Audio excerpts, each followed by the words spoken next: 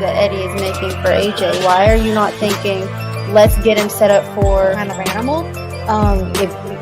That was years and years and years ago. Like, Clarissa is a way different fighter from when she was back in. Thanks to those joining me live and to those that will be joining me on our defenses that she's had to have recently.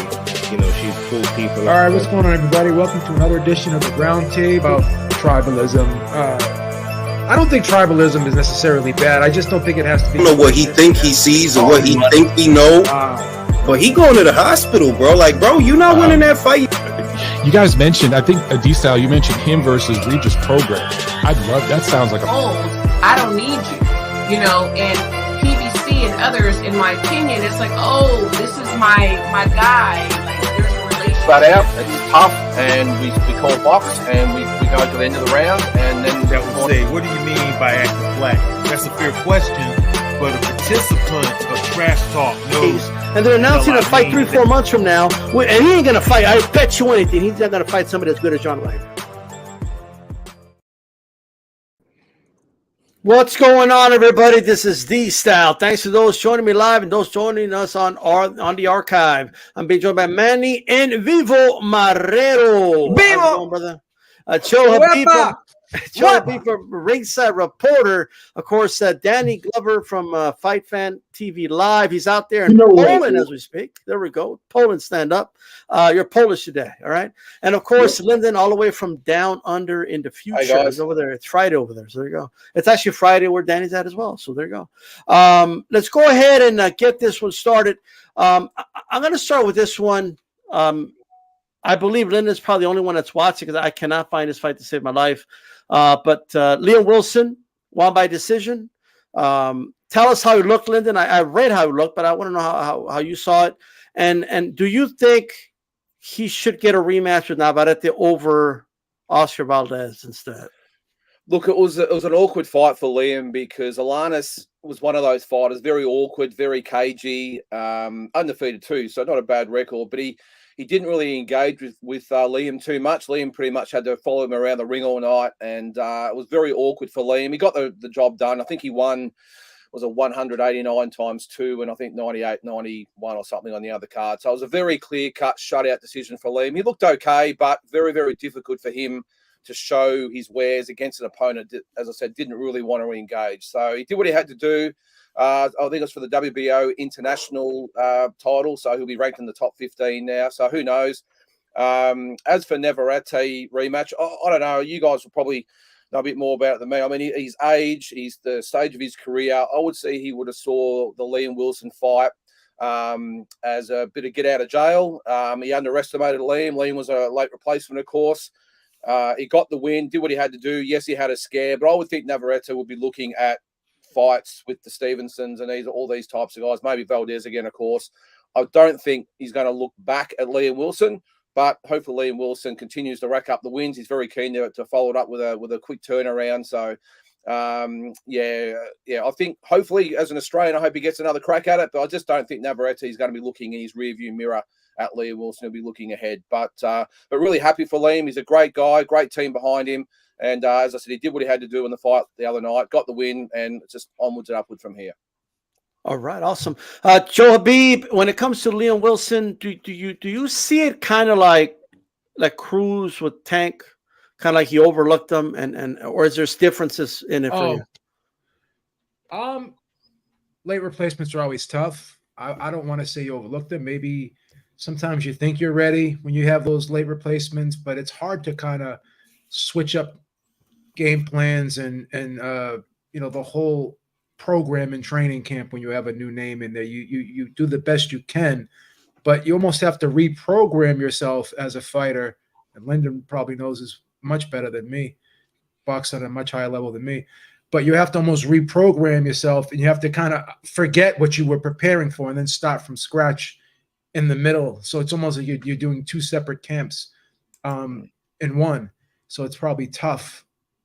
But for me, I hate rematches. I want to see Navarette fight O'Shaquie Foster or Shakur Stevenson. That's what I want to do. No disrespect to Liam Williams. He put on a valiant effort. Wilson. Well, excuse me, Wilson? Yeah. What did I say? Liam Williams. Williams. That's all right. Well, I mean, there's too many Liams in this sport. I mean, you got Liam Williams, you got Liam Smith. Yeah. You got Liam James probably somewhere in Box Rec. I don't even know. But I think well, I'm just gonna say Liam. I think Liam put on a valiant effort, showed that he deserves to fight the top level guys. But like I said, I'm not a rematch guy, so I'd rather see him fight like O'Shaquie Foster or Shakur Stevenson. Okay.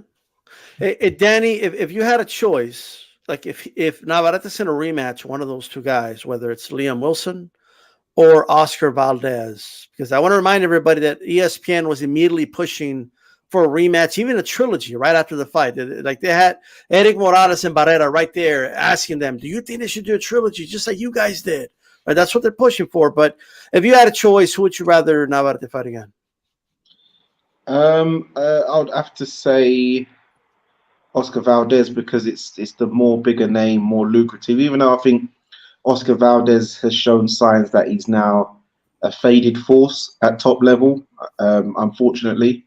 So both fights is not really as I'd agree with Joe that I'd rather see him fight someone fresh like O'Shaquie Foster, because I don't like when boxing tries to go down that UFC route where every time his rematch is reloading the dryer, especially when something's quite convincing and you don't really need to. So I'd rather he move on. But if it was out of the two, then you'd have to pick Oscar Valdez, he's the more brand name. Okay, all right. Manny, let me take a little different direction for you. What would you like to see for Liam Wilson after that performance against Navarrete? He's kind of on a comeback now. What do you want to see him fight Navarrete, or maybe go a different route? What would you like to see? I like for him to go a different route. I mean, he did a great job against Carlos Alanis, taking an unanimous decision victory. And so one thing to note is that, come on, Navarrete's got 39 fights. Now I don't think Navarrete is really up to like unifications at all. Hector Garcia, Foster, you guys mentioned it. What's this guy's name? Joe Cordina. That's what's left out there. And I think right now Navarrete is looking for bigger and better fights. It doesn't have to be unification, but it could be something that he may explore moving up into 135 pounds. Doesn't really make sense if you ask me which are the two, Wilson or Valdez. Neither. Because the reality is that even Oscar Valdez in his best moment, which was round 5, maybe round 6, he took the lead on certain things that we thought that he could do against Navarrete. But still, at the end of the round, Navarrete always found ways to at least come back and try to steal rounds. He didn't. Watch the fights four times. Awesome fight. And you know what? Barely gave him 3 rounds to Oscar Valdez. This is just a huge margin right now. Just because Oscar right now is a name guy, that doesn't mean that we have to do it again. If there was something that the decision was just like, maybe a majority or a split decision, or it was like very, very close, I can see that. But I just don't think that Oscar Valdez would do anything different. Neither is Navarrete. So it really doesn't really make sense. Just because the way that Navarrete has fought in so many times in 39 fights, I think he's up for bigger and better fights and bigger payday. This was the biggest fight of Navarrete. He changed everything completely, right? Training, he did nutrition. I mean, he looked sharp. He looked to the point that you guys thought that he was going to be washed out at the end of the rounds, and that's the opposite. He continued his trend, throwing a lot of punches throughout the round, and I think that right now, is he going to be able to keep that trend moving forward in the next few fights? I don't think so. I think right now it's all about money. It's all about legacy. 135 pounds is pretty strong. Shakur Stevenson is in the mix. I don't think he should go up there and immediately fight Shakur Stevenson or Haney. I think he's going to go up, probably fight. Hey, who knows? I think there's talks about Kambosos against Lomachenko. Maybe the winner of that'd be more interesting in my eyes than just having a rematch, or even Liam Wilson. By the way, he might deserve it because he did give a run for his money to Navarrete, but at the end of the day, he fell short. All right. Look, I actually wouldn't mind if they ran it back. Look, a lot of great points about preparation, last minute replacement, but punch resistance is punch resistance. And when Liam Wilson hit Navarrete felt, you visibly felt those punches. When Oscar Valdez hit him with his best shot, he literally like it was almost like he wanted to laugh at him. There was one point he even like just like it gave him a niche on his nose, and he just walked right through Valdez. These are haymakers Valdez was throwing, did nothing to him. I think with the right game plan, I would give Liam Wilson a very good shot against Navarette. I still feel that way. I understand that people don't want to see it right away. Okay, I agree that unifications are bigger fights, but let's ask ourselves: is PBC going to work with Top Rank to do unification? Is Matthew going to work with Top Rank to do unification? I'm not saying they won't, but is it going to happen right away? Is it going to be something easy to do? I'm not too sure. I think it's very possible that if Navarette is looking for a quote-unquote stay busy fight, this is a perfect fight for him, right? In my opinion, right? So I think it's a fight that they could do. I see why not. But even if Wilson doesn't get the fight, and by the way, I would rather it be him than I have no interest in a rematch with Valdez, none. That fight was not competitive. Nothing in that fight made me say, man, if Valdez did this, he could win. There's nothing he could do to beat Navarette. Nothing. He can't hurt Navarette. Navarette walked through him. I actually think it would be more one-sided in a rematch. I think he stops him in a rematch. This is what I think. But he couldn't miss. He couldn't miss all night against Valdez. And Valdez was visibly from round one very hurt by the shots. Like it was very visible. But if he doesn't get the fight, Wilson should write the story, right? If you're the guy known as the one that gave Navarette a run for his money, you could run with that. You could run with that for a while, so it is what it is. And stay ready, because you never know. Navarette usually historically stays busy. That opportunity may just pop up. Right. Let's talk about the big fight this weekend. Danny, you're over there in Poland. All right. Talk to us. Can Daniel Dubois pull off a massive upset against Usyk? What are his chances in your opinion? Did you go all the way to Poland because you're expecting an upset win from Dubois? Is that what you're expecting? Oh, you're on mute, brother. Oh, you froze. There you go. Can you hear me? Well, what amateur boxing club I used to box at, the Lynn AC, when he was a little kid, and he lives local to me, so I've come out here to support him. But also I'm doing media, so I've been doing media week and stuff like that. But as far as his chances, I think he has a good chance. He's looking good. He's looking faster under Don Charles, looking quite powerful. And as I've been saying in a few interviews, which is kind of people have agreed with me, that if you notice lately, a lot of fighters who are road warriors, when they properly and they end up becoming a cropper and losing on their homecoming. And Usyk, as we know, all his big fights have been abroad. Now he's got a fight on his home turf, basically. People are going to be asking him, can I have tickets? Can I get freebies? Can I do this? Can you do that? His phone's going to be off the hook. Whereas before, he'd have no pressure. He's got the pressure. It's a Ukraine's Independence Day yesterday. Well, yesterday now, but technically today or whatever. All right. Dad, I think you froze up again, brother. Can you hear me? You know, you're from the Spice Island, and he's agreeing with me. And I think if he starts fast. And it's been noted for a few people who sparred both Daniel Dubois and Andy Joshua that Daniel Dubois hits harder. So if Dubois can stick it on him, then I think he stands a good chance. And Usyk, he's got it all to do now, especially as he's got the pressure on him on his homecoming. Is he going to fail now? He's come home. Is he relaxed? Is the pressure on him? The friends, the family, schoolmates, all of them are going to be turning up now, where normally he doesn't have anyone really there. Okay. All right. Calix in the building. Cal's question is, how does he see the Usyk Dubois fight? Does Dubois have a decent shot at this fight? No, he does not. No, I think he's getting run through. I think he's too basic. Usyk is a master. When Usyk gets in a rhythm, it's pretty much over. He's one of those rhythm fighters. So I don't think Dubois is going to be able to be the type of fighter that can get him out of his rhythm early. So I think Usyk gets in his rhythm early, and then it becomes his fight. And then at that point, it becomes a question of does he stop him or does it go decision? I tend to think he's going to stop him.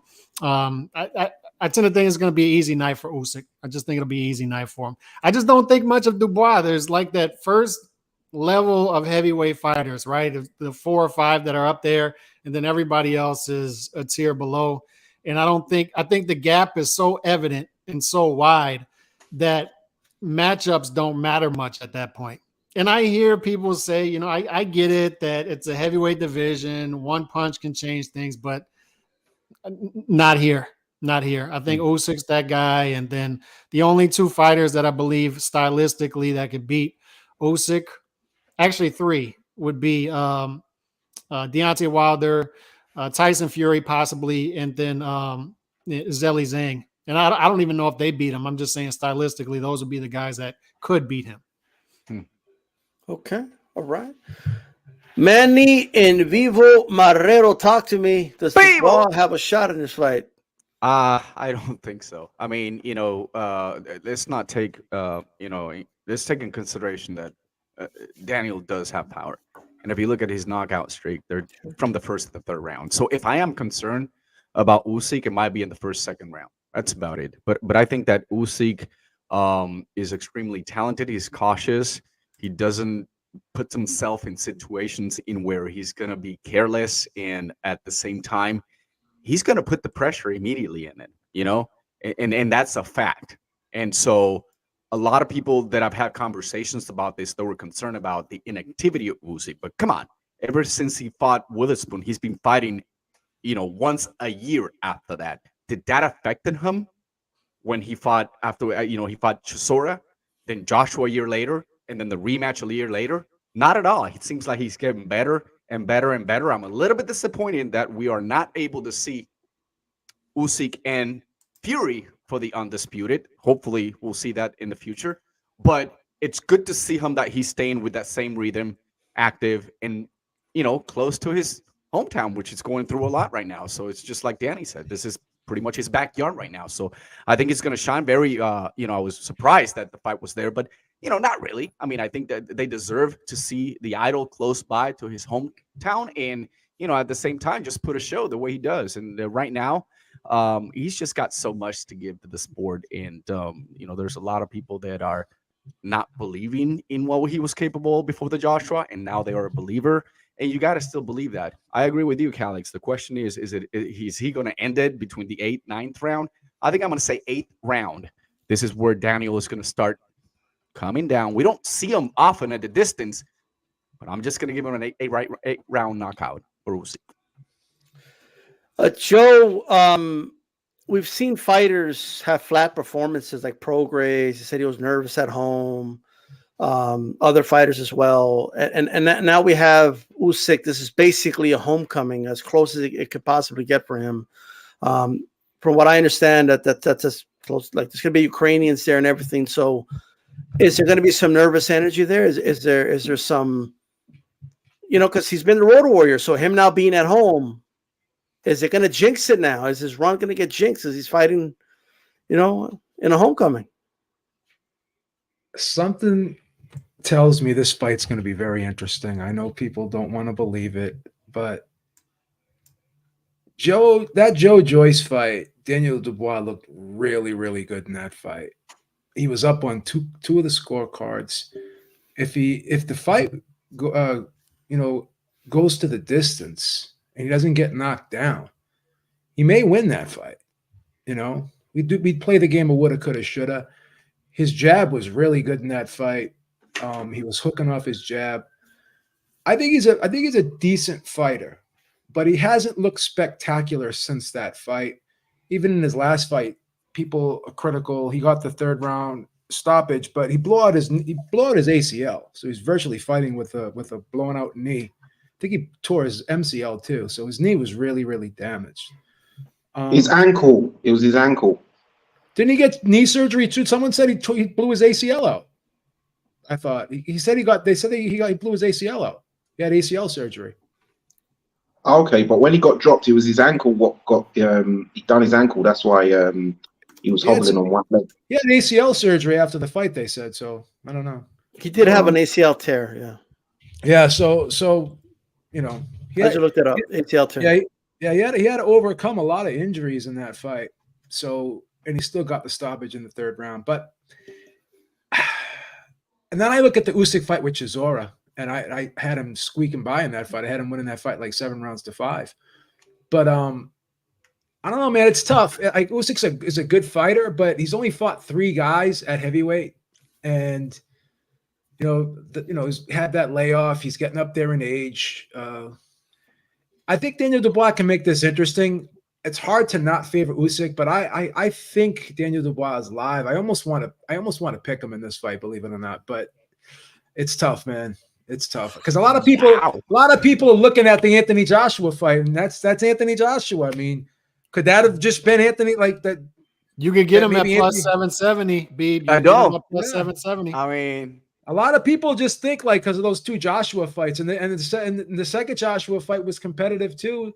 You know, some people had it 7-5. I had it 8-4. I mean, and I think Daniel Dubois got more of a killer instinct than Anthony Joshua. This is an interesting fight. Daniel Dubois by 9th round stoppage.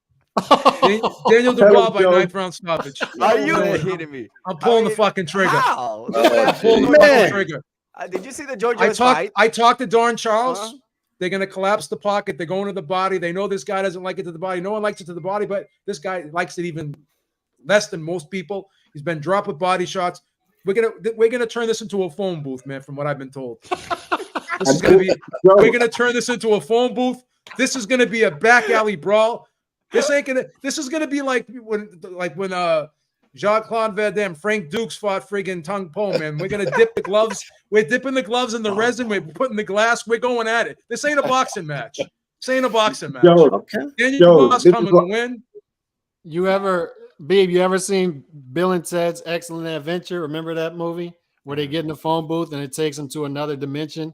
That's what's going to happen to Dubois in this. He's going to get left in the quantum realm, like Captain America's shield, like Captain America's shield and Thor's hammer. Usyk's getting left in the quantum realm from Avengers. He's going to get left in the quantum realm. Go ahead, Daniel Dubois. Daniel Dubois, 9th round stoppage. Fuck it. Alex, you got to listen. This is roadman science is what's going to be applied here. Also, Daniel has employed James Ali Bashir into the camp, who is a former trainer of Usyk. So he's telling him all the tricks of the trade. So yeah, trust me, it's going down. Also, let's remember the history of British heavyweights when they win the world title is always abroad. David Haye went to Germany, dethroned Nikolai Valuev. Tyson Fury went to Germany, dethroned Vladimir Klitschko. Both were massive underdogs, and they both went out and done it. AJ won it at home, bro. Sorry? AJ lost it abroad. He won it at home. He doesn't count. He doesn't really travel that much. He doesn't count. He doesn't travel. Go ahead, Danny. But he lost it abroad. I'm just saying. We're talking about Frank Warren fighters. David Haye was under Frank Warren. Okay, all right. David Haye was under Frank Warren when he went to France and beat. Stop looking for needles. He went to France, beat John Mormek. Then he went to Germany, beat Valuev. Then Tyson Fury went to Germany, beat Klitschko. Daniel Dubois has gone to Poland, and he's going to dethrone Usyk. Trust me. Watch. Danny, the stars are lined up perfectly for this one, Danny. The stars are lined up perfectly. All right. I would love it. I looked through my telescope. They're lined up perfectly. So let me say this. Lyndon, in a recent interview, Usyk said let people think whatever they want about the Chisora fight, and he basically insinuated that he played possum in that fight to lure Joshua into a fight, and he said, "Let people think whatever they think." Do you buy that? Number one, and second, how do you see this fight playing out? Look, who knows what these guys say to get the fight. So I think Usyk's the White fight, Chisora fight, maybe just did enough to get the win to lure Joshua win. But as far as this fight goes, Beeb and Danny have almost convinced me, but not enough. I'm sorry. I think Usyk wins his fight quite comfortably. Look, I think Daniel Dubois will give a good account of himself, but Usyk is not Joe Joyce. If you watch Joe Joyce was like a big statue who was fighting underwater. Usyk is very sleek, very agile, great footwork. I think Dubois will give a good account of himself. He'll bring it. I don't really buy into the pressure being on Usyk being in his sort of hometown.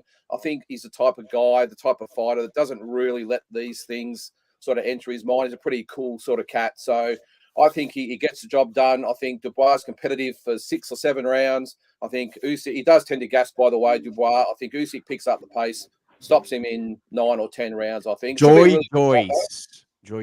A perfect example. Yeah, yep. So, but yeah, I just think Usyk, as I said, he might struggle for the first few rounds, gets into his rhythm, and I think he breaks Dubois down, and as I said, stops him late, 9th or 10th round for me. Manny, that wasn't his gas tank, that was his eye, by the way. Well, I'll say, this is what I'll say, though. This is what I'll say. So, do you guys remember, like, do you ever see the shirts Usyk has on, like with the cross and Jesus, and it says like "Soldier of God"? Have you seen that? Beeb, he's got God on his side, bro. You know what I mean? Religion. He's got God on his side, is what he's got. Okay, I'm just saying. You can't mix religion and politics. This God dude is and a country. He's so locked in. He's so locked in. It's like tunnel vision. He doesn't care about the crowd cheering, and none of that's going to get to him. None of it, right? And he's so disciplined. Even if Dubois hurts him, Dubois not even going to know he hurt him, right? Dubois. I seen him squeal in the ring. I never seen Usyk squeal. I seen him take a knee. I haven't seen Usyk. Did Usyk ever take a knee? You see him bend the knee? Yeah, from body shots. Yeah, when Beterbiev hit him with a body shot. Oh yeah, he went down. No, the amateur fetal position. Even in the pros, he went down for body shots. No, we're not going to count the amateurs. You guys are going to the amateurs. He went down for body shots in the pros. I mean, come on. We're talking about pro boxing here, okay? Who's hurt him so far? Not even a cruiser, and maybe a little bit. Tony Bellew gave him hell too. Plus, he didn't go like Dubois didn't take a knee to body shots. He took a knee because he could have taken no more. I mean. Your co-host Eric even said it several times. Retinal bleeding, bro. No one stands up to retinal bleeding. Usyk has that same injury. But in all seriousness, look. In all seriousness, he's just too slow, bro. The feet are too slow. Did you see him dancing right now, like earlier today? I mean, he's ready for those twinkle toes, bro. He's ready. Huge. Got this. He's not gonna let Dubois set his feet to throw it. That's what he needs to do, and he's too damn slow for him. He's too robotic. He looked like a mongoose today doing the open workout, man. What are you talking about? Oh, that was yesterday. I don't know, man. He looks like stiff and robotic to me. Oh, he looked like stiff and robotic to me, and I honestly think he's gonna stop him late. I think we should stop him. He looked like he drank a keg of beer. He looked smooth as anything, man. That guy was beautiful, man. On the betting side, real quick. It's a weird dynamic because Bruce brought up in the chat that it's been 5 years since Usyk got a stoppage, and he's correct. I think it was Bellew was the last one. Mm-hmm. Was that 18, 19? So 4 or 5 years. 2018, yeah, he hasn't got one. He's actually favored to get a knockout in this fight. He's plus 240, I believe, or minus 320 to get a knockout, and then will the fight go the distance? Yes, is at plus 240. So if you think it's going to go the distance, there's money there. But it's just a weird dynamic because Usyk hasn't stopped anybody in a long time, but they're favoring him to stop Dubois in this fight. There is a reason. Yeah, they got it wrong this time. Well, do you know why? You're talking about Dubois being slow. It's going to be interesting to see.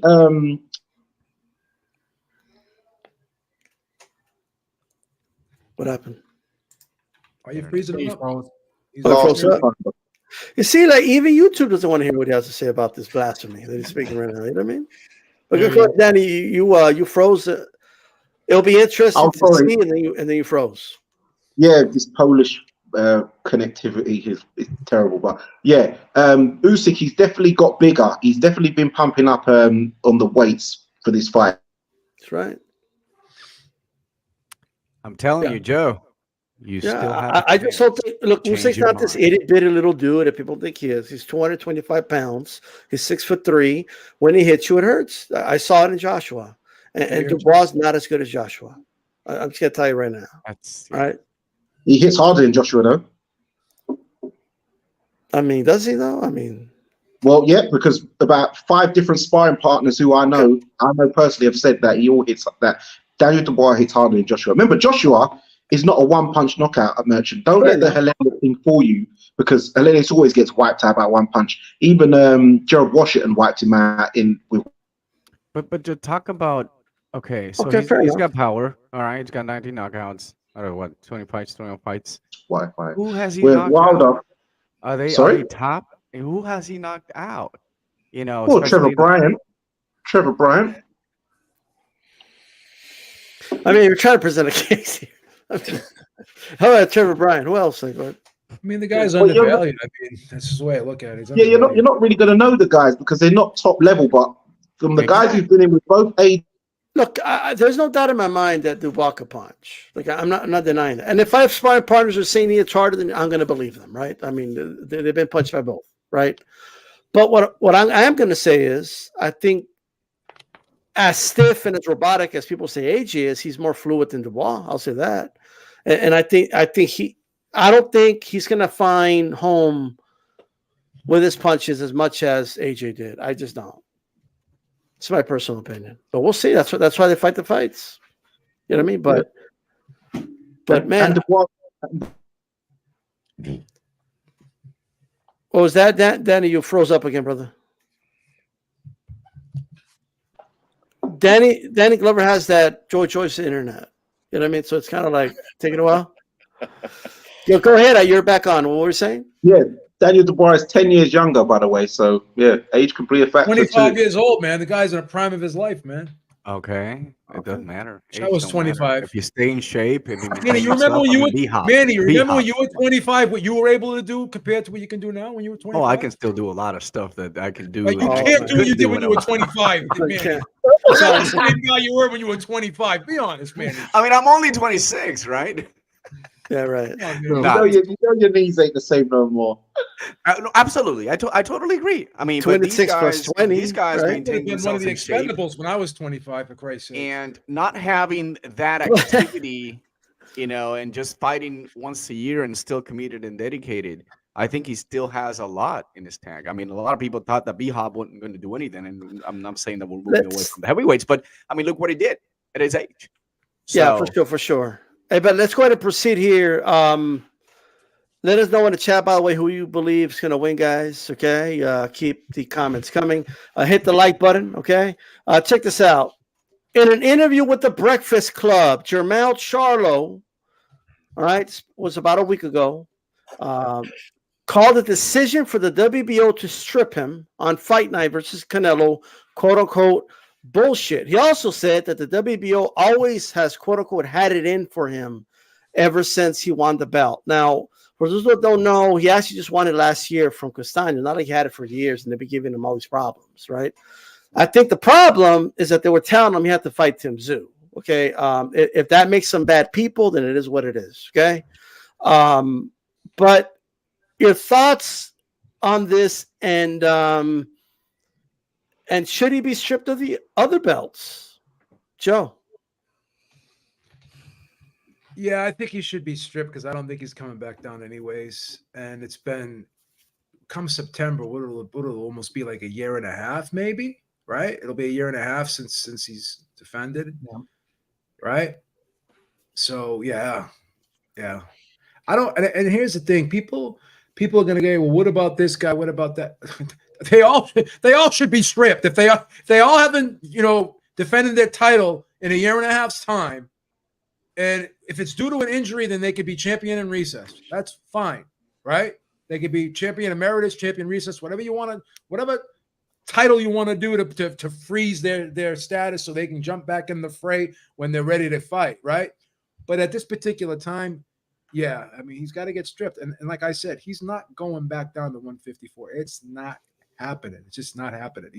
He's been at 154 for like 16 years, bro. And he's like going, what's he, 33? And he's like over 6 feet. There's no way he's going back down to 154. And I don't think he should go back down to 154. If anyone who's in his corner that's doing his strength and conditioning or his coaches, they should tell him, no, don't go back down to 154. Just don't do it. Okay. Calix, what are thoughts on Jermell's comments? And also, do you believe Mauricio Suleiman will strip him of the WBC belt? Not sure on that. when it comes to his comments, it becomes tough, right? Because they muddy the waters by hypocrisy and by inconsistencies, the sanctioning body. So it becomes a tough argument because people start to throw out the whataboutisms. What about this guy? What about this guy? And a lot of times they have fair points. But in this case, the reason I believe they made the right decision by stripping him after he's announced, which is the funniest thing. They actually, if you go on WBO resolutions on the website, it actually explains that after he's announced in the ring as the champion, the moment he's announced as the champion, he's no longer the champion. And That then this very moment. undisputed fight, undisputed versus undisputed, is no longer undisputed versus undisputed, by the way. So it's sort of a weird thing, and it's such a sanctioning body thing to do. But as far as this goes, the differences are when they talk about what about this fighter, what about that fighter, those fighters were busier. It's going to be 17 months by the time he fights Canelo since he last fought, fought at 154, by the way. And to me, that's just too long. You can't keep a guy like Tszyu. If Tszyu's out there not doing anything, then okay, let's talk. But Tszyu is out there fighting, and then he's already announcing another fight. So you can't tell that guy, no, you can't fight for our belt because this guy's going over there and doing that. No, it's just not right. So I agree with the sanctioning body doing this. I wish they would have done this in a cleaner way, but they did it. And I disagree with Mel Charlo here. Okay. Danny, what are your thoughts, brother? Sorry, say that again. What are thoughts on Jermell Charlo's comments about the WBO? He called it bullshit. He feels he should not have been stripped. And but just what are your thoughts on that? Well, I can see why he's a bit aggrieved, but the WBO is different to the WBC, whereas we know Mauricio Suleiman and the WBA, Gilberto Mendoza, they are probably the most dishonorable governing body heads of the belts, because the only ones, I think the most credible belt now is the IBF. They're the only ones who sort of play straightforward, and the WBO is probably second behind. And then WBA, WBC, even though historically they're seen as the more prestigious titles, they've gone to pot. So the WBO are doing what, if you don't fight your mandatory, you get stripped. WBC is not going to strip him because they've still got Jermell Charlo with his belt, so they ain't going to strip him. Tyson Fury gets to play around and fight UFC fighters, and we've seen historically you can be out of the ring for 2-3 years and not defend. Whether you're the WBC #1 contender like Dillian White was for how many years, for 900 days, it doesn't matter. They're not going to strip you. So yeah, Jermell will be all right, but as Joe said, there's no way should he be going down to 154. His strength and conditioners, a nutritionist should not allow it. His best bet is, if he loses, just go to 160. But then really the race is for him or Errol Spence. There you go. Gone in 60 seconds. This episode. We'll come back to Danny if he comes back. But sorry, yeah, I'm back. Yeah, go ahead. Yeah, so 160 is the place where either Errol Spence or Jermell Charlo need to go, because the champions there are so weak. They can take all them guys out, like Eris Sandy, Lara. There's a guy from Germany who's there to get wiped out. Yeah, those belts. 160 is the place where someone like Jermell Charlo needs to go if he loses, because you can be undisputed quite easily at once. Gotcha. Lyndon, what are thoughts on Jermell? I don't know if you were able to hear that interview or that part of it. He also just had a couple more things. He said that the reason the fight was originally so far out is Tszyu's fault, because he had a surgery. So he kind of blamed it on that. And he said that for the WBO has always had it in for him. What are your thoughts?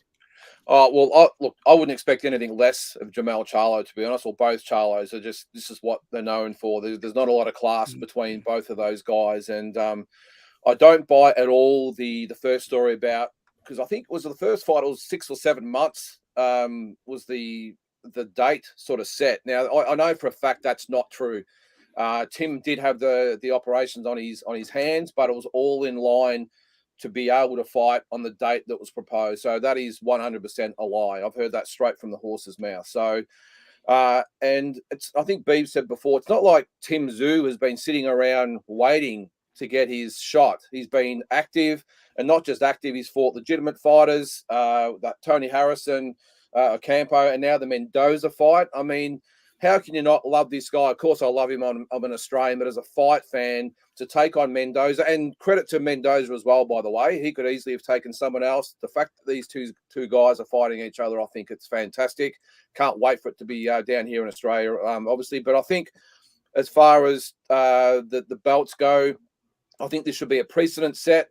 I think all the other, it won't be, of course, because the WBC, WBA all do their own things, of course. But I think it should be hopefully a precedent set where there's guidelines in place that no matter what your circumstances, if you do not defend your titles in a certain amount of time or the belt, then you are stripped. I know it was a Jermell Charlo with the mental health card as well, and that's great. We don't know what's going on there. Nothing against that. I know everyone has their own circumstances. But at the end of the day, it's easy to put them in as a champion in recess, put them to the side, give them all the help they need and support, but let two guys fight for the belt. So, as I said, I hope this is a precedent. I have no doubt it won't be. They'll continue to do their own thing. But I think I discount anything that Charlo says and his brother. And I'm really glad the WBO did this and hope the other belts can follow suit. But as I said, really looking forward to Mendoza, Tszyu. Credit to both guys, and it should be a ripper fight. Yeah, before I go to Manny, you know what, Jermell, to me, that's what an entitled dude sounds like. Okay, when you enable fighters to just keep the belts as long as they want, when you make it normal to hold the belt for 800 days without even fighting, so he looks at his brother hold it, so he thinks that's perfectly normal, right? He thinks it's perfectly normal, right, to just gaslight. I don't know if he's gaslighting himself too, but he's just gaslighting everybody. It's easy to do it, like the Breakfast Club. No offense to Charlemagne and all that. They don't follow boxing like that, right? I don't even know they've ever seen Tszyu fight, right? And if they had, they probably saw him for the first time against Harrison, if they have, right? So they don't even know the whole thing. But here's the reality. You sign on the dotted line. You can complain about the WBO all you want. You signed on the dotted line to fight Tszyu. There was a date set, right? You said you had a hand problem. He waited for you, and you moved on. That's what you did. The WBO didn't make you move on. The WBO didn't waive the money. I get you did it for the money, all that good stuff, but to call it bullshit and then to say that the WBO has always had it in for me. Like, what do you mean? You've only been the champion since you beat Castaño. You haven't dealt with them for years. Like, what the hell are you talking about? Like that, it's like you're gaslighting yourself. That's what it sounds like to me. It is what it is. And that's that, man. And one more thing. Sorry. I was going to say this. Let me tell you something. I'm not going to tell them what to do. I'm not going to tell Tszyu what to do. They can do what they want. But once you beat Mendoza, and I know we're going to talk about that fight next, but wow. I don't pay a sanctioning fee for an interim belt. I'm sorry. That dude's, I ain't going to pay it. And Mauricio Sulaiman could bully around other fighters, okay, like Adames, and tell them, well, you being interim champion gets you fights and gets you pay. So that's why we charge. Tszyu don't need your fucking belt to get a fight and to get money. All right? He don't need your belt. So you need him. You need his 3%. I'm not gonna, if Tszyu wants to pay it, it's his money, it ain't mine, right? But I would suggest he doesn't pay it. And I think a lot of fighters need to stop paying for interim belts and defending interim belt and paying 3%. They need to stop it because you're enabling the sanctioning bodies. Okay, that's all I wanted to say about that. But you had something to say, Lyndon? No, I was just saying, look, I don't think anyone can begrudge Charlo for taking the Canelo fight over Tszyu. That's fine. Bigger fight, big money, all the rest of it. But don't then say, well, I'm being hard done by, because I think someone said before, there's no way he's going back to 154. So just tell it the way it is.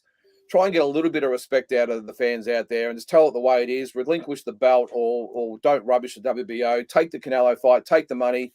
But I think it's blatantly obvious he's not coming back to 160. So, yeah, just let it go. Let Tim and Mendoza fight for the belt. And, excuse me, and let's move on.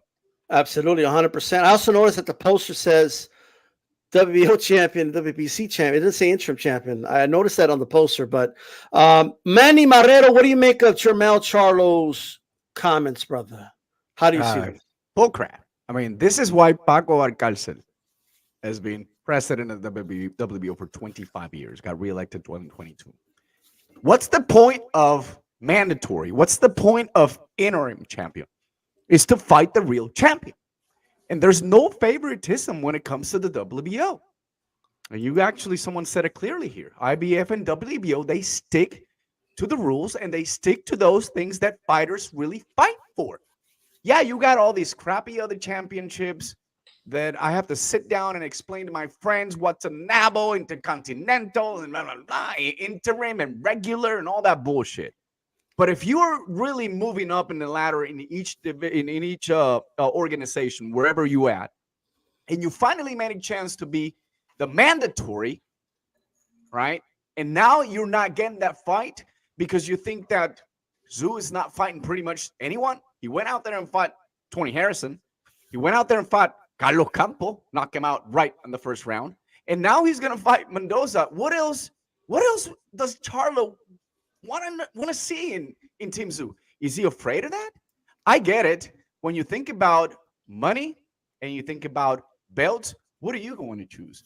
And that's why Charlo is super excited to fight Canelo.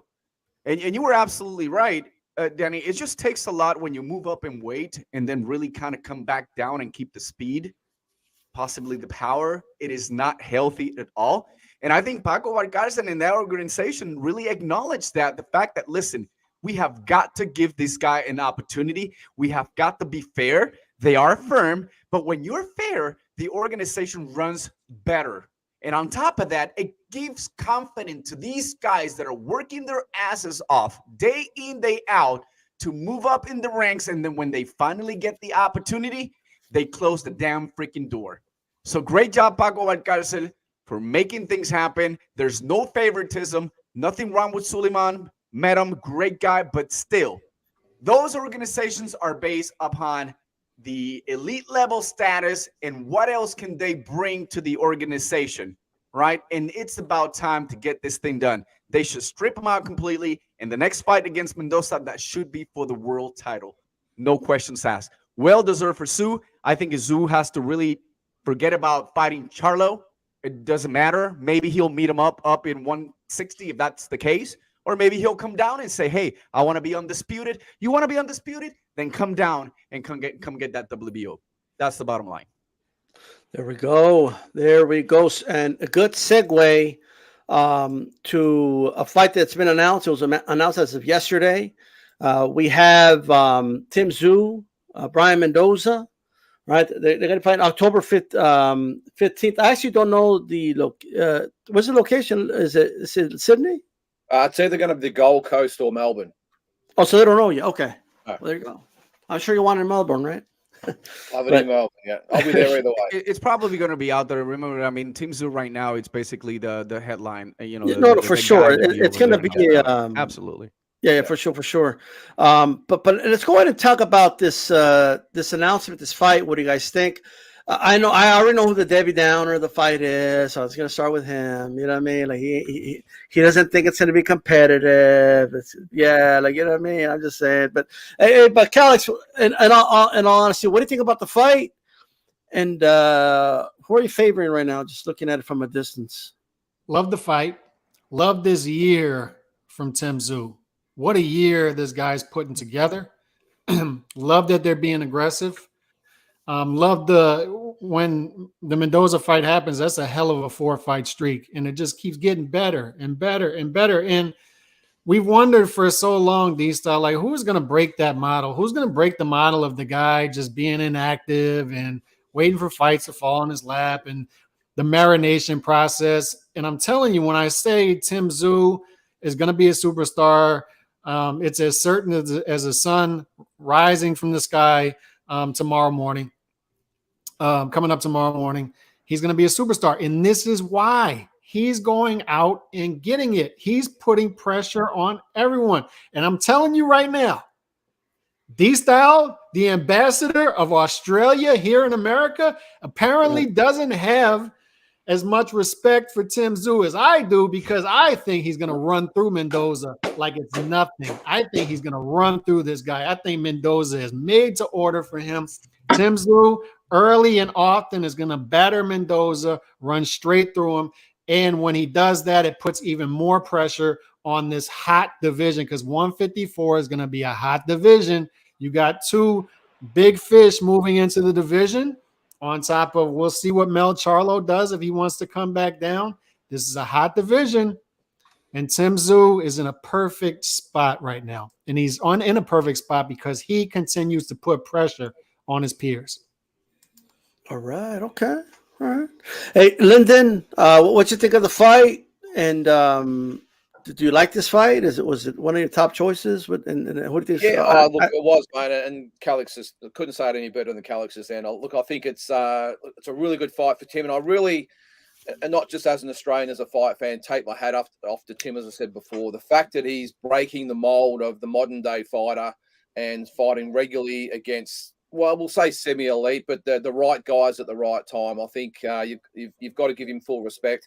There has been whispers about this fight for probably the last couple of months, so it's probably no surprise when it was announced, but really hoping that it's going to be in Melbourne. But as I said before, the Gold Coast in Queensland looks like it might be in the mix as well. But look, as I said before, full respect again to both guys for taking this fight. Hopefully,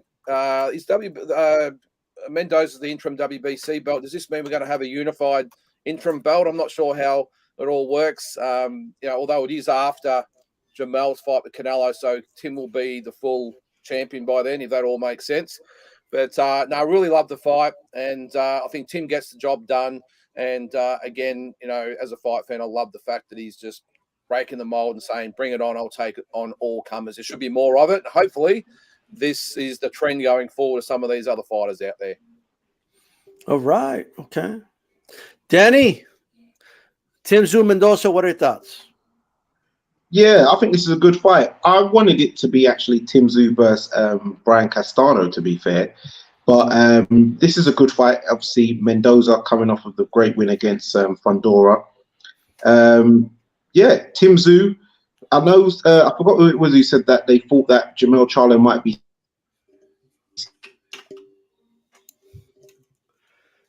This is the moment where he freezes, ladies and gentlemen. He'll be back. He'll be back. Just give him a moment. Yeah, I know. Sorry about this, guys. You're good. Go ahead. His last fight against Tony Harrison, he used the exact same finishing method as Jermell Charlo did with that series of uppercuts against the ropes against Tony Harrison to finish him off. But yeah, I think that this is all set up for Tim Tszyu to be champion, and he's coming out party, get out of his dad's shadow, and yeah, I've got him as the favorite to win. But as we know, Mendoza ain't no joke, so this is going to be a serious fight, really. But after that, he'll definitely have to fight Brian Castano because Castano should have won that first fight against Jermell Charlo, where he got stiffed. Obviously, yeah, he got convincingly beat by the stoppage in the second fight, but Castano needs to get another shot at the title, I believe. Also, I noticed a lot of people asking me about how is Wrocław in Poland. Yeah, it's very good. It's very nice. It's hotter than I thought it would have been. I thought it would have been freezing. Very receptive, nice people. Also, I know that we're talking about Usyk versus Daniel Dubois, but also, guys, you might not realize that Prince Nassim Hamed's son, Adam Hamed, is making his debut out here as well. So be sure to check that out. I got a photo of him yesterday, and I wanted to get a photo of him since I was a little kid. So I waited 30 years for that photo, and I was in full fanboy mode, and I have no shame about it. I'm sorry, a photo with who? Because you broke out. Prince Nassim Hamed. Oh, gotcha. Okay. Because his son's making his debut on this card. So wow, yeah, okay. I waited 30 years for that photo since I was a little kid, mate. Since I was 7 years old. So yeah, and I finally got it. So I was really happy about that. There you go. Now you made him look like a little kid. You know what I mean? So, but I think he froze again, or he doesn't find my joke funny. Well, one or the other, right? But Joe Habib, what do you think of the announcement? What do you think of the fight? And I think we were both telling people this is the fight that's going to happen. But yeah, you want to gloat a little bit, you can. Well, I mean, I think it's a good fight. I think the styles could probably mesh well together. And even though Mendoza's had he's coming off two big victories, Rosario and Fundora, and obviously the Fundora was an upset, but he was well behind in that fight. before he landed the big punch to get Fundora out of there. I almost want to disagree with Calix, but I really can't, because so many times when we say, oh, this is going to be a tough fight for Tim Tszyu, it never is. Even like people want to point to the Gaché fight. I only gave Gaché 2 rounds. The round that he knocked him down, and I think 1 round after that. I thought Tim won that fight going away. I don't think I've ever seen Tim in a tough fight, and he's fought solid guys. So I could see what Calix is saying, and I could see it maybe him pulling away as the fight goes on. Because, again, the one beautiful thing about Tim Tszyu is his versatility and his precision punching. Doesn't waste a lot. Mendoza, I don't think as sharp and refined as Tim Tszyu. I don't think that his punches are as crisp and precise. So, yeah, I could see Tim Tszyu, as the fight goes on, dissecting Brian Mendoza. But it's going to be interesting because Brian Mendoza will come. He will try to be aggressive. Whether or not he's successful at doing that is another story. But when you have a guy that's coming forward like that, and you got a guy like Tim Tszyu who can beat you going forward and going backward, that makes for a great fight to watch. 100%. Manny Marrero, Tim Tszyu, Mendoza, unification. I guess the WBC might be interim, but still, what are thoughts? I mean, of course, we never expected this fight that was ever going to happen. If you sit down here and tell me, hey, Mendoza, Lara, it's going to fight Tim Tszyu. Never. Well, we said it last week, Manny. The fight that was supposed to happen was against Fundora. And that was a big upset. All right? Gotcha. But now we have this going on, which is great because I know Tim wants to keep staying active. And then, hey, Mendoza made a run, and he knocked down Fundora, which arguably was supposed to be one of the best top, I would say, contenders in the 154 pounds. I just felt in that fight that he was doing good, but he got caught. He got caught. And in another side, I thought that he might eventually fight Castaño, but because he wanted to prove Charlo, I can fight every guy that you have fought, and I can do a whole lot better. But he doesn't have to do that. He doesn't have to do that. And right now, it is making sense because now he can prove himself that he can do so. He can stay active in here. And by the way, if that WBO champion is in the line, I can definitely possibly see either a Castaño fight in the near future, or there's someone out there that we haven't talked about that he could actually be a good potential next time for the next fight, and it's Magomed Kurbarab. So for Tszyu right now, he's got everything towards him. He's got great future ahead of him. Like I said before, he should just get rid of the fact that you wanted to fight Charlo. If you win the WBO, invite him to come down. If he loses Canelo, invite him to come down and see if that happens. But I just don't think so. And sometimes you just have to move on. And in this case, the stars are aligned for Tszyu. He's got pedigree. He's got the fan base. He's got everything towards his favor. And all he's got to do is just focus and move forward, because there's a lot of stuff that's going to happen out there. I forgot who said it there. I mean, it's a very hot division, right? But eventually, Crawford may move up, Spence may move up. Who knows? Who knows what's going to happen? But in the meantime, I think we're going to have a new king at 154 pounds, and that is Tszyu. By the way, everybody watching right now, look, Danny's out there, 1 a.m., 2 a.m. now in Poland. We got Lyndon woke up early over in Australia. We have Joe Calix had to find a babysitter to make the show. Joe B canceled a date with a honey dip. We have Manny and Vivo Marrero. And you guys can hit the like button. It just takes once. Just hit the like button, please. Grab the like button. All right. I'm just saying right now. Come on.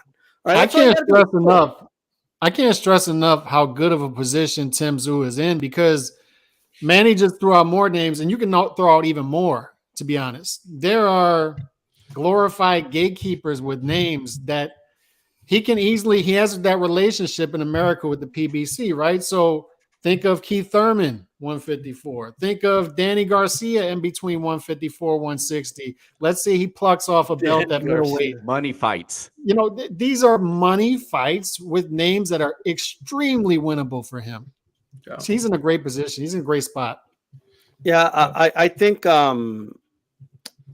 it's funny how Calix said, I don't believe in Tim Tszyu. I don't know what the hell you said. But then, like, you basically gave my breakdown. Like, I think he's going to knock him out, too. I don't know what you're talking about, but I think it's a great fight, though. What I like about the fight is this. Despite what we think, I have always believed that prize fighting winners should be rewarded, especially when they took risk.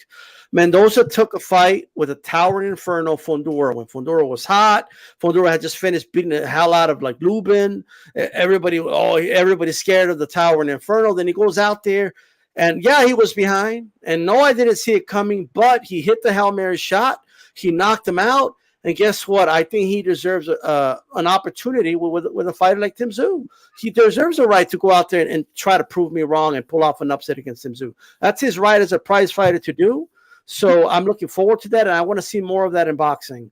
I am tired of A-side fighters losing, and then the B-side needs to rematch him right away. Like, they don't get to move on and get another opportunity. Like, they need to stick around. But when the A-side wins, they never got to go back and do the rematch, right? It's just the way it is. Okay. Leon Wilson beats Navarette. We all know the rematch happens right away. It happens. Navarette gets a rematch right away. Everybody knows that, right? It just doesn't work the other way around. So it's good to see the quote-unquote little guy get a shot. I do believe that the fight was there. I think, like, let's be honest, Al Heyman owed one to Tim Tszyu. Like, if Tim Tszyu said, I want to fight that dude, he made it happen. He doesn't care what Samson said. Last week on the chat, but Samson said that he's got to do the rematch with the Tower and Inferno.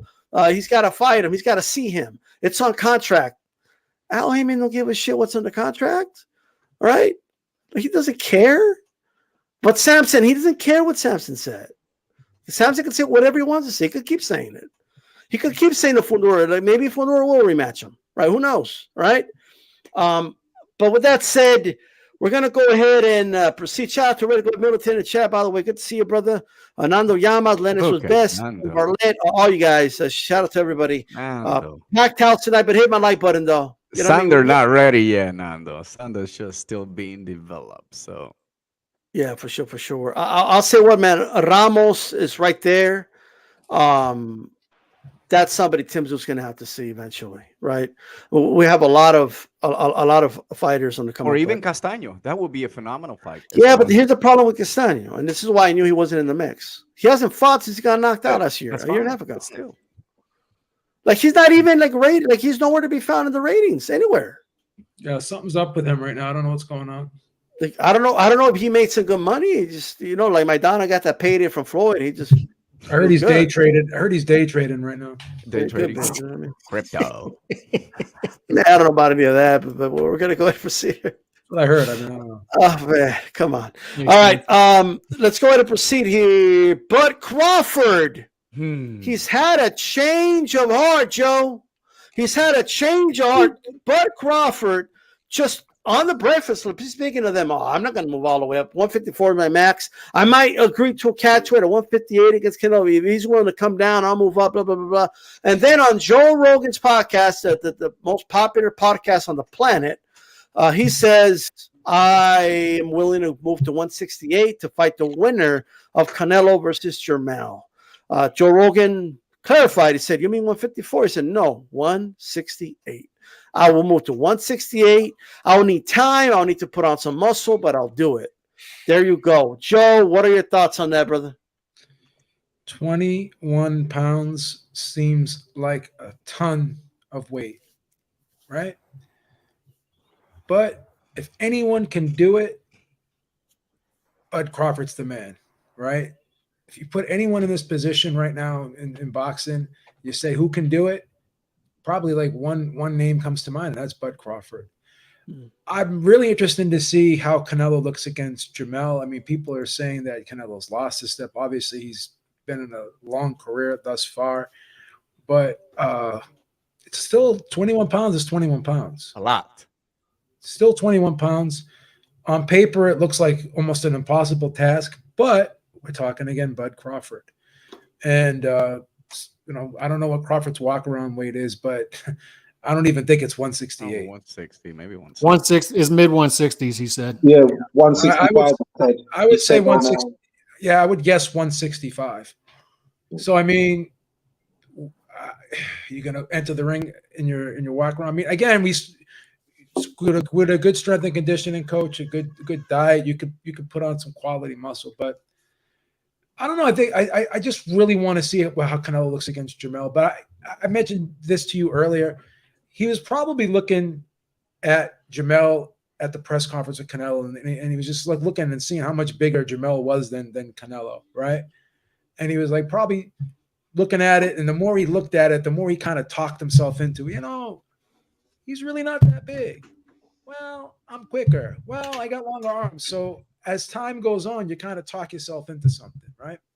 And that's probably what happened here. But I still think it's. We also talked about this earlier too.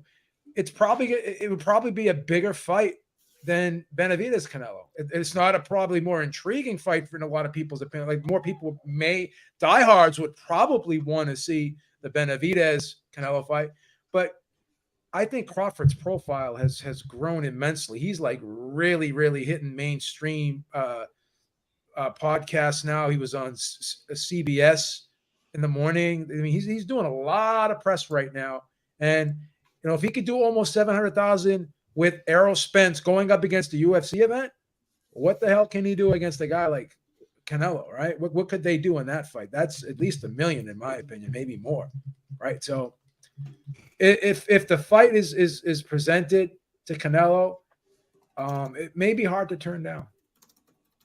So we'll see what happens. Payday. You want payday. I do find it an intriguing matchup, though. I don't hate it. Manny, in vivo, Marrero, will you be in vivo for that fight if it happens? I'll be there, man. If not, I'm definitely gonna watch that fight. And this is my theory, man. I mean, you win, you accomplish a lot of things in what you want to do. You want to go after someone that has accomplished a lot, someone that it doesn't matter who's the fighter in. Minimum $3, $4, $5 million, and we know for a fact that for Crawford, he's probably in the 15, 20 million. Easy. All right. So does it make sense to do that, or to start spreading the rumors and just to get yourself into that I can move up 21 pounds? And, he's a generational talent.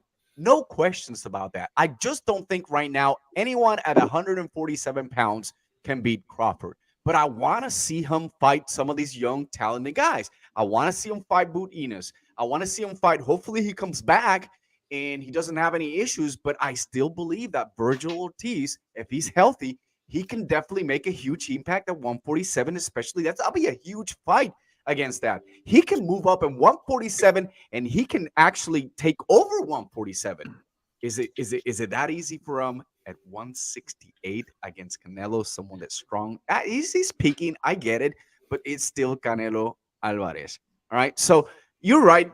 I mean, we want to see how he comes out against Charlo. I think it's going to be an easy walk in the park, if you ask me, with all the inactivity he has had and the level of opposition that Canelo has fought for the last few years. And, I get it. Canelo did something that a lot of people were very uncomfortable to do, right?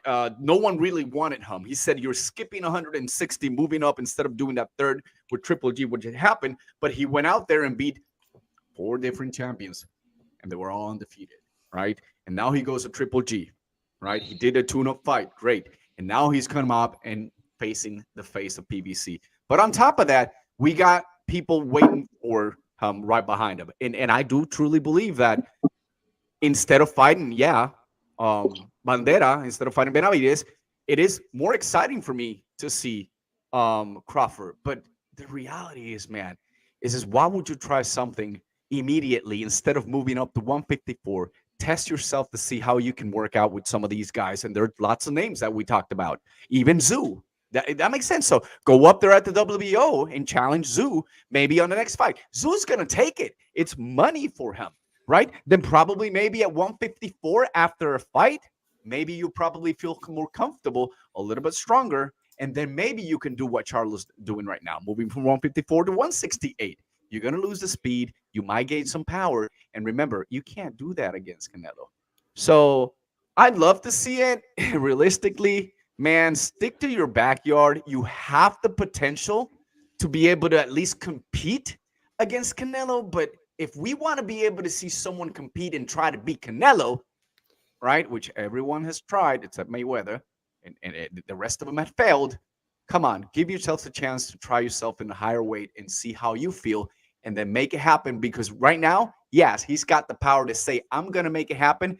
The rumors are coming out, but I just don't think it's going to happen next. I think he's just working his path and continue to build himself up to eventually, when Canelo clears out all the stuff he's got to do now that he's got fights with PBC, then he's probably going to be able to do that. And remember, Canelo said he's going to retire at 36, so.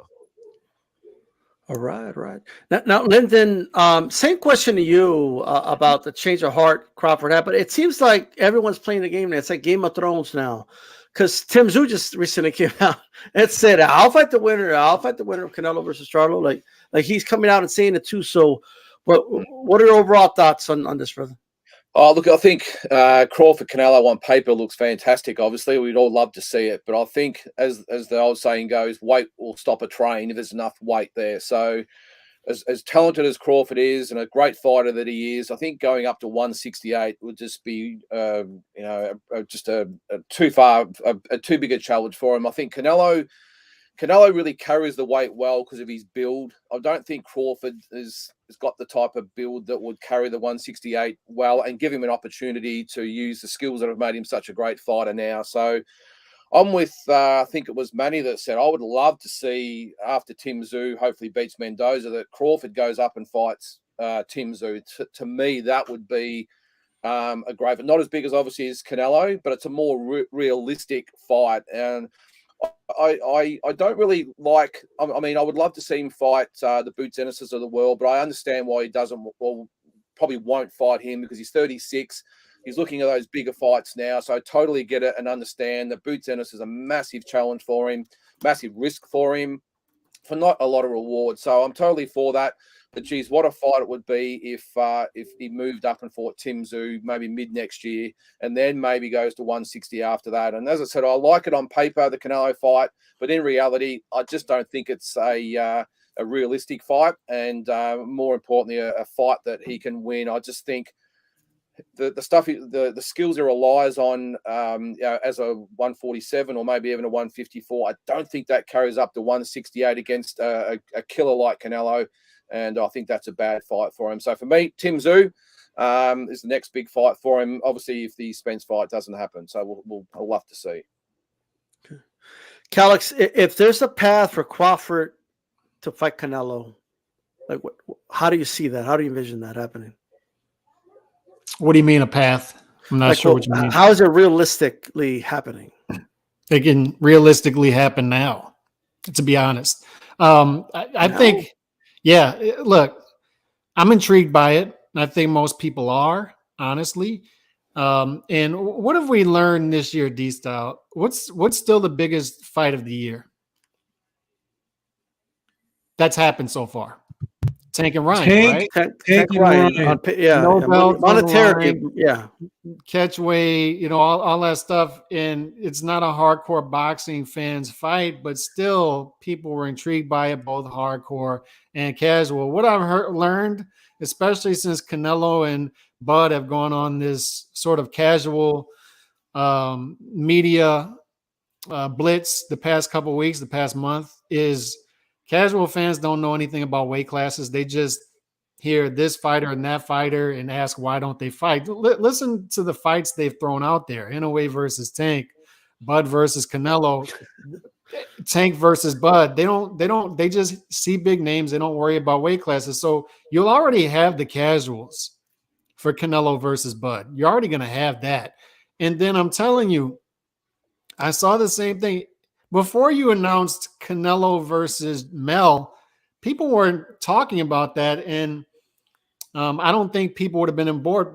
But as soon as you announced that Undisputed versus Undisputed, I saw both hardcore fans and casuals alike going crazy for that fight. And it's going to do over 1 million buys.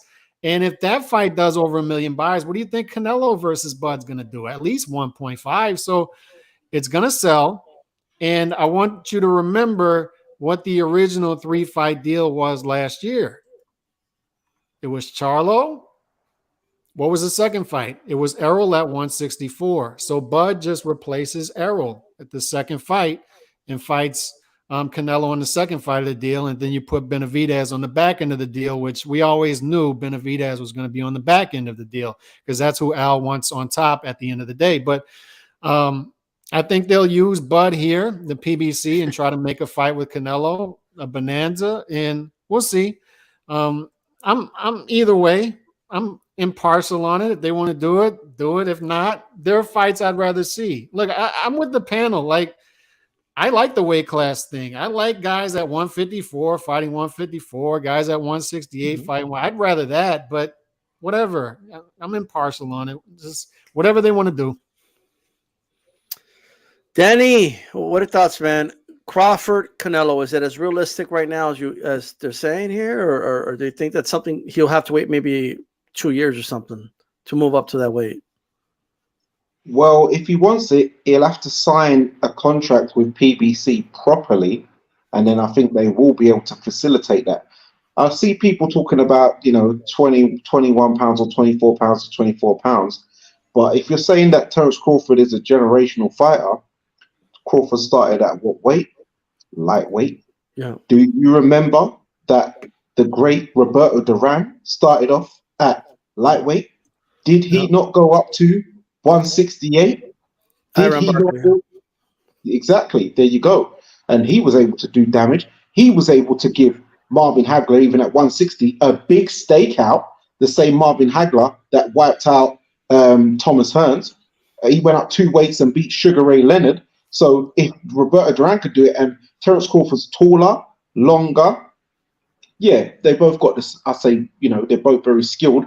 But Terence Crawford, he can do it. And as you said, someone said earlier, he's probably talked himself into it. He's looked at Jermell Charlo, thought, I know I can whoop this guy. In his head, he's saying that. And he's like, okay, so he's bigger than Canelo. Because remember, Canelo and Jermell was champion at the exact same time at 154. Then he's thought about it and thought, well, actually, Canelo was a 147 pounder, I remember. He fought Miguel Cotto's brother and stuff like that, and Matthew Hatton and stuff like that. So, okay, he started off at welterweight. So, right, maybe he's thick, but he's not that big. So, I've seen him wrestling bigger guys than Canelo and, taking them down and stuff like that because he's into his wrestling background. So he's thinking, physically, I could probably hold this guy off. I could probably push him back and maneuver him around. If Bivol can do it, I'm sure I'm probably physically stronger than someone even like Bivol, even though he's bigger than me. But our wrestling background can sort of negate that. So he's probably thought, you know what? I could actually take someone like Canelo because he's I see him as a 147 pounder. Floyd beat him and was able to deal with him. So why can't I? So yes, I would have preferred to see someone like David Benavidez next, because obviously he's my Ecuadorian nephew. But hey,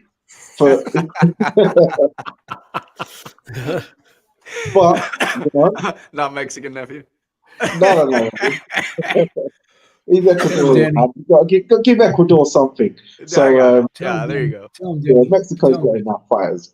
But yeah, but as you said, Crawford versus Canelo. Crawford's doing the rounds, and it just shows you that Bob Arum once again dropped the ball. Once again, you leave Bob Arum, you start doing the rounds on telly, you start becoming a global star, you start making money you've never seen before.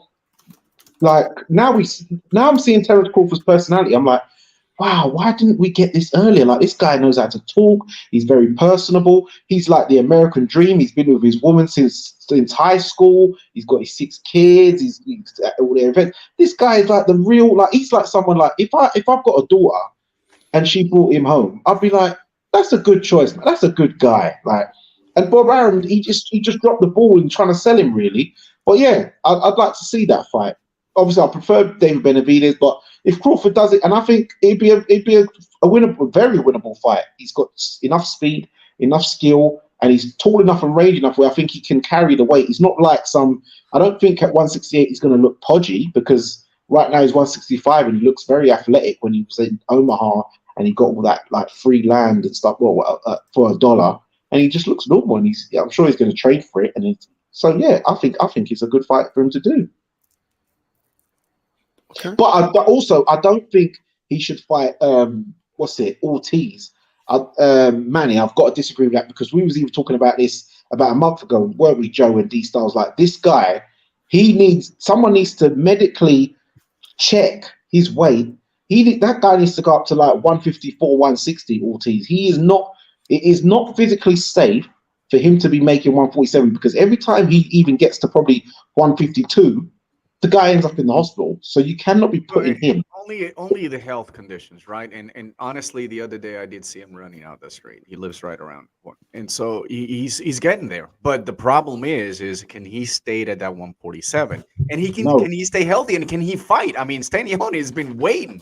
If that fight happens, and Virgil looks fantastic and does something to Stanionis, then now we can possibly think of that. Let's defend the unification. I forgot Virgil's going to be at 154 too. Good Lord, 154 stack. I forgot about Virgil. I don't think you're going to see Virgil Ortiz back at 140. I don't think he won't. 154. I forgot he's at 154. 154 is stacked. But I want to say this real quick, guys. I don't think Canelo versus Bud, as much as I just said, I don't think it's realistic for next, because if you look at PBC has November 4th, November 11th, right now, December 9th, December 30th. They have T-Mobile booked for all four of those dates. PBC does, TGP promotion. Yeah. So they're going to make some big fights in November, December, and I'm hearing that Errol Spence is asking to be cleared by the Las Vegas commission. So I wouldn't doubt if they do a media rematch and we get Crawford versus Spence too. 154. Yeah. Let Danny cook us. His internet's like it just reloaded. So go ahead, Danny. Buffering. There you go. Oh man, just right at the moment. You know what I mean? It just happened.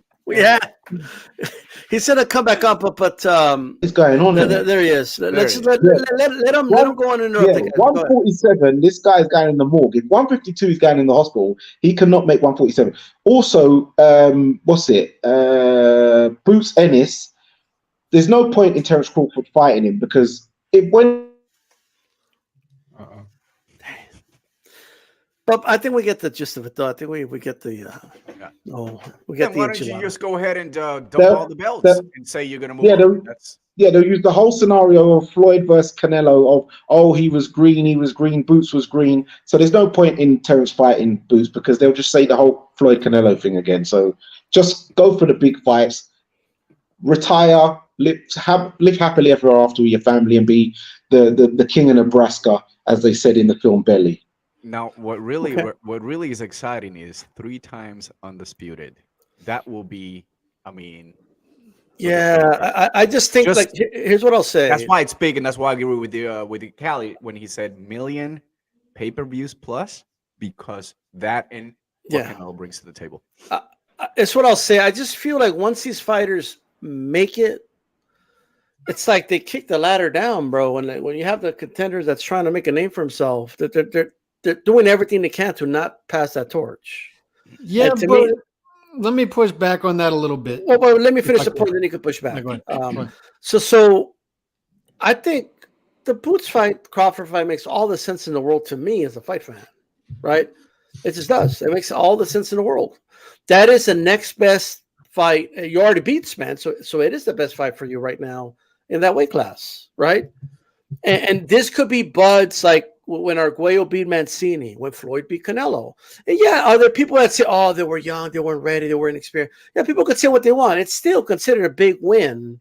It's still a feather on their cap, regardless.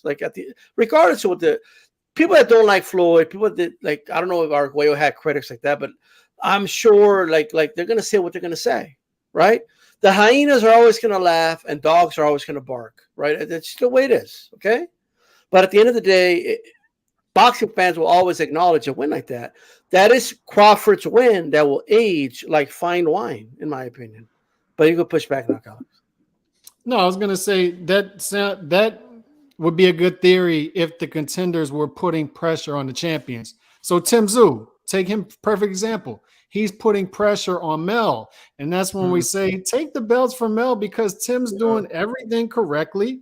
He's putting pressure on Mel, and Mel isn't behaving like the champion in the division. So now Tim is the guy. So the problem with Boots and Stanionis is Stanionis takes step aside money. Boots goes the IBF route. These guys are clearly waiting for vacant belts to drop in their lap. I don't believe, D-Style, that Boots wants the Bud fight. He's not behaving like a guy who wants the Bud fight. Why doesn't he call his bluff? Bud Crawford has said, D-Style, before the fight, this is my last fight at 147. So what I'm saying is, if Boots wants to fight, go to 154, number one. But number two, he could have gotten the fight before Errol had he behaved like a real contender who wants a championship belt. He could have said, I don't have a real contract with Showtime, like Boozy Ennis said, and gone to other networks to go put pressure and get his fight dates instead of fighting on undercards. He's fighting on undercards, and it's believable that he wants a Bud Crawford fight? I'll concede that point. I'll concede that. Can I say one thing real quick, 2 seconds? Sure. It's kind of convenient to say you want the Bud Crawford fight now that he's got some buzz behind him and he's undisputed, now that his profile's increased tenfold. Before, it didn't look like he really wanted it. It wasn't as anxious as he is now. Everybody wants Bud now, to be fair. Yeah. Also, Gilly the Kid, Bud Crawford exposed him on the Gilly the Kid and Wallow podcast, $1 million game worth for free, when Boozy came on the phone and he said, Boots, you was WBO mandatory. Why didn't you call me out and take the fight? Why did you go down? Yeah, he chose to go the IBF. Yeah, he did. Yeah, I got it. But let's go ahead and sorry, Boots is last. Yeah, why is this doing this every time I talk? Got it. And then Boozy didn't have any answer for it. So Boots didn't really want the Terence Crawford fight. He wanted Errol because he probably saw Errol as a softer touch. But when he sees Terence Crawford, he sees him as the more advanced version of him. I agree with that. Yep. Okay. Absolutely. I think we got it for sure. But let's go ahead and proceed here, guys. Calix, since you brought up acting like a proper contender, acting like a guy that wants to get the fights and make the moves, in my opinion, Shakur Stevenson is doing everything he can to get one of these guys in the ring, whoever it is, in my opinion. But maybe you feel otherwise. Like, do you think he should have taken a 25% against Haney? Maybe. Do you think he's done everything he can to get somebody in the ring, or is he being completely frozen out? I know there's a lot of nuance in the whole thing, but what are your thoughts? There is a lot of nuance, and boxing fans don't do nuance well. so I've learned. So it's a tough situation that he's in. It's a similar situation that Bud has been in, not to the same degree, but Regis has been in. And the criticisms of those fighters have been, sometimes you got to take the short end of the stick in order to get further long term. Sometimes you got to look long term. And, I'm not saying, when I say Shakur Stevenson should have looked at taking a 25% to Devin Haney, first of all, I don't think that's a real deal. I think Devin Haney expected Shakur Stevenson to act a certain way, 25%. But what I'm saying is I would have liked to have seen him call Devin Haney's bluff there and say, yeah, I'll take the 25%. And just go in there and beat the hell out of Devin Haney, become undisputed, and then now you have the power, right? So it's easy to say, go take the 25% sitting here. I'm not Shakur Stevenson, but I just think certain guys have to look at it realistically and say, look, man, nobody wants to fight me. And nobody wants to fight me clearly because I'm better than them. So you either have to do one of two things, and we've talked about it. You go the Paul Williams route and you got to jump a couple weight classes in order to get guys into the ring with you, give up some of your attributes, or you got to go the Gennady Golovkin route and fight 3 to 4 times per year. Either way, you're making sacrifices, but Shakur Stevenson is in a position where he's going to have to make sacrifices. Fighting twice per year against average opposition, because that's the best for you, is not good enough to put pressure on these guys. You're going to have to fight 3 to 4 times per year. And with the business model the way it is right now, D-Style, with the minimums and network exclusivity, blah, blah, blah, it's tough to do. It's tough to do. So they're going to have to renegotiate some things if he wants to put pressure on these guys. But, these guys aren't going to fight him. It's just not going to happen. So I feel bad for him. I do. But at the same time, you got to make something shake, hell or high water. Okay. Danny, is Shakur being frozen out here, or do you think he has some of the blame here? I think he has some of the blame. Let's remember, Devin Haney took 22% against George Kambosos. So, as the saying goes, to be the man, you got to beat the man.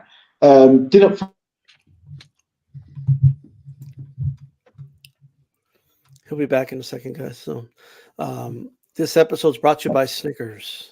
We're back to break. Yeah, Floyd Mayweather took 25% against Floyd took 25% against Oscar De La Hoya. So Shakur, he is a former champion at a weight division below, who is in the Who Needs Him club. So if you're in the Who Needs Him club, take the deal. If you think you really can beat the man and you really believe in yourself, beat the man, and then that way you are now holding the keys to the throne. And that way, from then on the back end, all your paydays from then, you're gonna get A-side money. But to be the man, you got to beat the man. And when you are gonna beat the man, you have to take B-side deals. So take your 25%. If you really think you can beat Devin Haney, then beat him. But Devin isn't really gonna fight at 135 anymore anyway. The guy looks gaunt. He looks like Michael Jackson in Thriller. His eyes were sunken in. So he's going up to 140 anyway. So yeah, you're going to win some vacant belts, but it's not quite the same. So you're going to end up having to meet him in a couple of years, probably at 140, 147 down the road anyway. So if you really wanted the easier shot, you should have got Devin down at 135 when you know he's going to smash himself to bits to try and get down to the weight. When you're catching Devin at 140, 147, he's going to be way more hydrated and energizing. It's going to be a lot more tricky to kind of beat him. So you kind of stuffed yourself. So now you're out in the cold, as Usher says, it's so cold, it's so cold, it's so cold. So, you kind of mess yourself up. So I blame Shakur Stevenson. I don't know who his handlers are. I don't know what Jay Prince told him. I don't know what Andre Ward would have told him to take the fight. But I think probably someone like Jay Prince, or I don't know, some of his little mates around New Jersey probably told him something different. But he should have took the fight. So it's all his fault.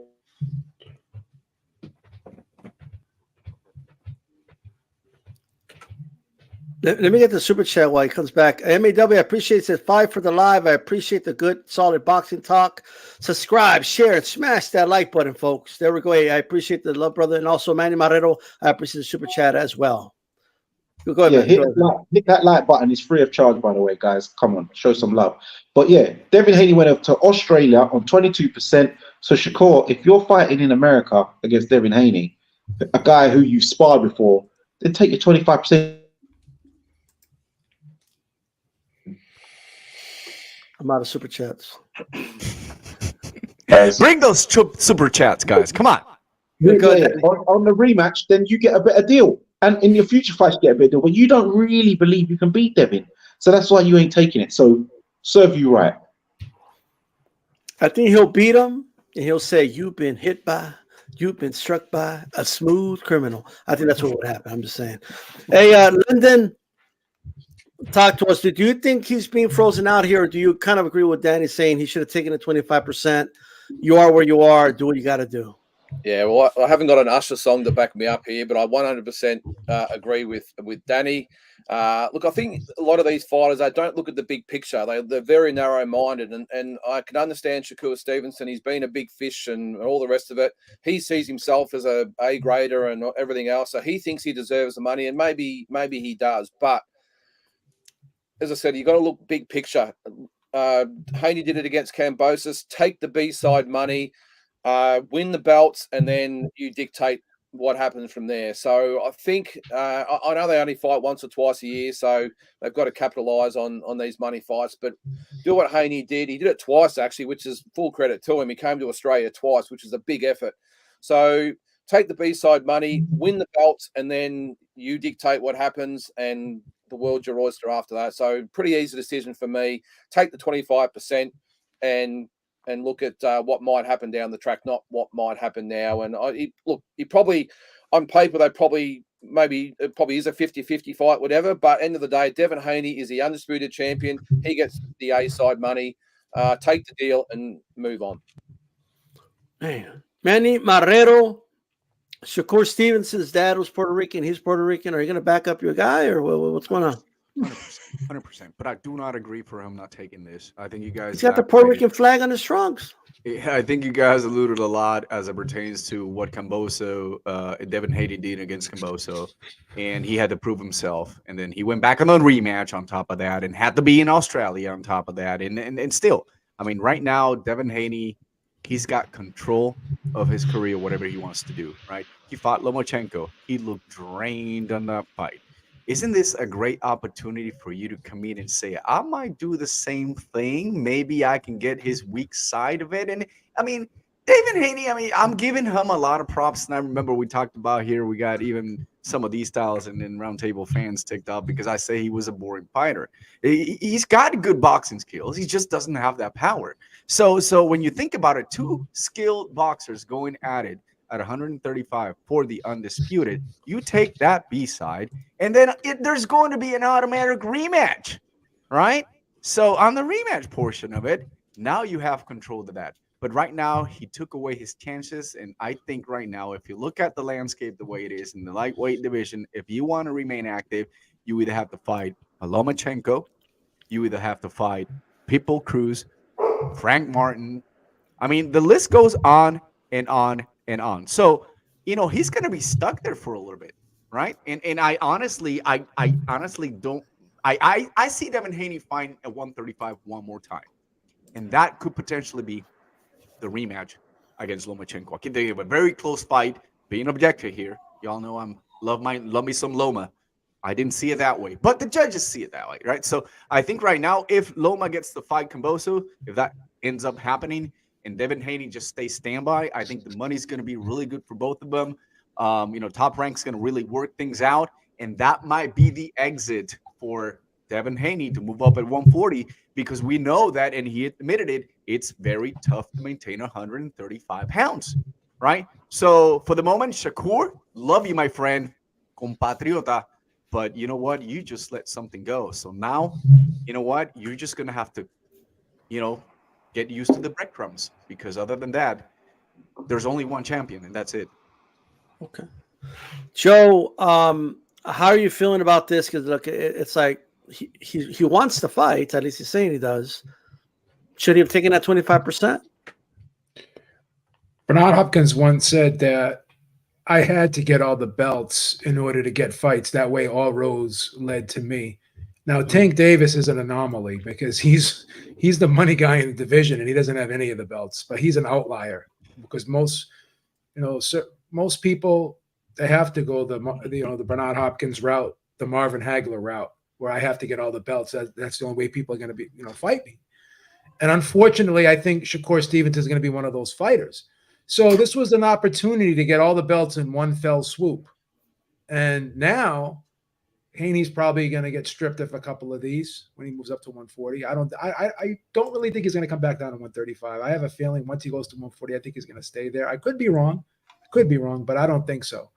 Because I think there's big fights up at 140 for him. The Tszyu fight, and obviously the Prograis fight. I think there's some stuff up there for him to do at 140. So yeah, I think this would have been a great move for Shakur to just take the money, take 25% and get the belts, right? And then he would have been the man. And then his pay scale went up, exponentially. It would have got a big jump if he could be called the undisputed lightweight champion of the world. So now he's got to go and he's got to pick up, he's got to he's got to pick up the scraps, right? He's got to breadcrumbs. Yeah, he's got to pick up the scraps, and he's got to do one belt at a time, and that becomes a very long, drawn-out, cumbersome process. When you have an opportunity to get them all at one fell swoop, you take it, in my opinion, anyways. The good news for Shakur in this is he's drawn over 10,000 in his last 2 fights in Newark. Now, you could argue a lot of guys can draw in their hometown, but that's strong. But his next fight is going to be in Vegas, so you don't really carry that momentum over. And he's going to need a strong B side or A side in order to sell in Vegas. So, well, how many people are going to be watching on television? How many people are going to be watching on television? And how many pay-per-views can you sell? That's the big thing. Yeah. That's where the money's made. Yep. Yeah, Calix, is 10,000 like a big deal in America? Because in the UK, if you're a world champion, your 10,000 ain't nothing. Yeah, but in America, it's big. Yeah. When Mayweather fought Pacquiao, it was like 16,000 people because the tickets are so expensive here, Danny. That's the thing. No, but I know that. I understand that, but I'm saying Devin Haney tickets ain't going to be pricey like that. No. I mean, sorry. Just keep in mind that most of the fights in the past have been in the MGM, right? And 18,000 people. That's what fits. Now you have the T-Mobile Arena. And so I think, what is it, 22, 25,000, something like that? I think it's 22, Manny. 22,000. So with that, look at Devin Haney and I went blank. And Ryan Garcia. Tickets were outrageously expensive. Oh, Tank and Ryan Garcia, mean? No, but what about Shakur and Newark? What about Shakur and Newark? I don't know the gate there. I don't think there's Hulu Stadium, 12,000. A hometown fight, generally, Danny, in America, a hometown fight, if you're doing 10,000 plus, that's considered strong here. So Clarissa Shields did about 10, 11. We don't do many, we don't do many stadium fights. You don't have too many of those here. The only stadium that we did 62,000 people, was Canelo Alvarez and Billy Joe Sanders right here at the AT&T Stadium. You there?